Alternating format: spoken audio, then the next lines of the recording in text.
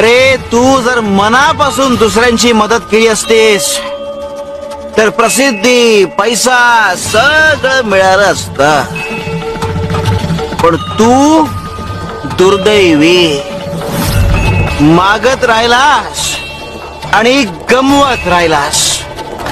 रे देत राहिला असतास तर कमवत राहिला असतास. अरे वेड्या, आयुष्यात संकट येतच असतात, त्यांना धैर्याने तोंड द्यायचं असतं, त्यांच्यावर मात करायची असते. अरे त्यांच्याकडे पाठ फिरवून भेकडासारखं पळून जायचं नसतं. आता तरी शहाणे व्हा, अनुभवातून धडा घ्या. अंधेपणाने कुणावरही विश्वास ठेवू नका.